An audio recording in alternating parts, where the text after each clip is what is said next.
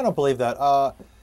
I think one or two of the people in the administration had a thing about Iraq, and it was mentioned from time to time. And Paul O'Neill, if you may recall, in his memoir, talked about how Iraq was mentioned early on. And people around the Secretary of Defense, Mr. Rumsfeld, including the Deputy Secretary, Paul Wolfowitz, people around the Vice President, Dick Cheney, did mention Iraq intermittently, but there was no intensity to it, and there was no real opportunity to move with it. It's an interesting historical debate whether this administration would have gradually found a way over time to do what it did vis-a-vis Iraq had it not been for 9/11. It's possible, but it would have taken longer and it would have been far more difficult to galvanize the support within the administration and beyond. But again, coming back to your basic point, pre-9/11, Iraq was simply not high up on the radar screen. What I believe motivated George W. Bush had nothing to do with religion in the proselytizing sense or anything like that. What it had to do more than anything else, I believe, was that he thought that after 9/11, that the United States needed to make a powerful statement to the world, to use another phrase that Richard Nixon made famous in another context, that the United States was not going to be a pitiful, helpless giant. And for George Bush and Dick Cheney and Don Rumsfeld and Condoleezza Rice and others, the accomplishment of ousting the Taliban and liberating Afghanistan did not take care of that. It did not send the message that they wanted to. It simply wasn't big enough. The way I put it in the book is it didn't scratch the itch. And they came to the conclusion they needed to do something of greater weight and greater significance, and that was Iraq. And they wanted to take Iraq, which had been a thorn in the side of the United States and other countries for some time, and they believed they could oust Saddam Hussein.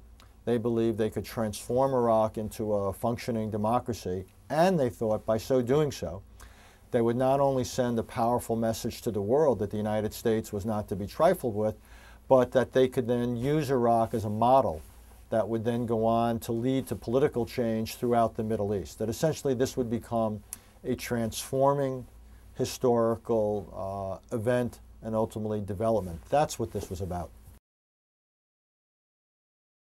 I've often thought that Dick Cheney was quite conservative.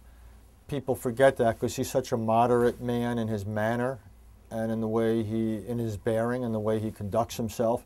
But he's extraordinarily conservative. Now, in the previous Bush administration, when Dick Cheney was Secretary of Defense, he was also quite conservative. And he and I had our differences at that time. Once he saw me walking around the Pentagon going over bombing plans, being briefed on it, and he complained to the National Security Advisor and the President about it. We had our differences when Israel was struck by Iraqi missiles in the early days of the war, and Dick Cheney wanted the United States to essentially give Israel the green light to retaliate, and I argued against it, and I prevailed. But the difference in the previous Bush administration is Dick Cheney was the odd man out. You had Dick, and then you had George Herbert Walker Bush, Brent Scowcroft, Jim Baker. These were all traditional centrists. And Dick Cheney was essentially outnumbered and largely went along. And he actually also agreed with the policy. If you recall, Dick Cheney, even afterwards, publicly defended the decision not, quote unquote, to march on Baghdad when people would criticize it.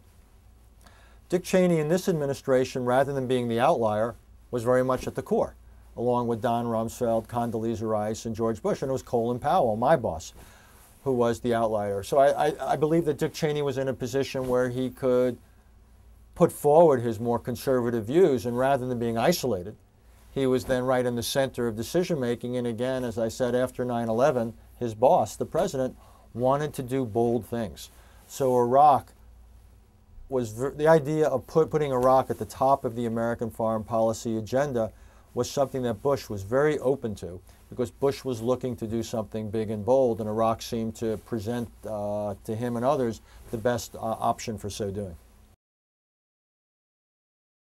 I believe after 9/11, the United States had a window to get more involved in Afghanistan than it did. I advocated publicly, ended up being a front page story in the New York Times. I advocated at the National Security Council meeting with the President, the Vice President, and others that the United States should do more. I thought there was a real moment after the ouster of the Taliban where the United States, if we had put in not hundreds of thousands of forces, but maybe 25,000 forces, and I believe we could have gotten an equal amount from the Europeans, I mean, as they've ultimately done in Afghanistan, as we see now, where they have 30-odd thousand forces. I believe then that 50,000 forces, U.S. and European together, could have made a real difference. We could have filled that vacuum, and there might have been a receptivity then where we could have done some serious nation building in Afghanistan, so the deterioration that we're now dealing with never would have come about. I can't prove that, obviously, in retrospect, and even then, arguing in 2001, 2002, I couldn't prove it then. I couldn't guarantee that if people did what I was advocating, it would succeed, but I did predict that if we don't do it, the sort of thing that we now have to deal with would come about, that ignoring it or doing the minimum would almost certainly lead to an Afghanistan that would essentially begin to look like a failed state again, and that's exactly what we have. I believe for two reasons. One is the father-son relationship. Fathers tend to give their sons some space. Secondly, ex-presidents, there's an unwritten rule that ex-presidents give the incumbent a little bit of space. I think in this case there was a third thing, though, and it's obvious that there was some awkwardness because the policies of the father and the son were so very different. George Herbert Walker Bush, the 41st president, he represented a traditional, what I would call realist school of American foreign policy. It was a foreign policy of multilateralism, of diplomacy, of limited ambitions, of working with international institutions. His son represented a very different foreign policy of transformational, ambitious, almost radical foreign policy, unilateralism, a heavy dose, a much heavier dose or reliance on military force, a real suspicion of international arrangements. You saw it with the International Criminal Court, you saw it in the realm of climate change, you saw it with the United Nations. So in some ways, they represented the fault line of the American foreign policy debate. The former president, the older president, representing the more traditional realist school, that the principal purpose of American foreign policy essentially ought to be to shape the foreign policy of others. And his son representing the radical or more Wilsonian school, the idealist school, where the principal purpose of American foreign policy ought to be to shape the internal nature of others. And this debate has been going on for more than 100 years in the United States, and it's just fascinating to me that the two sides of the debate are so exemplified by a father and son, and it manifested itself in these two wars with Iraq. These are textbook case studies that define the basic fault line of the American foreign policy debate.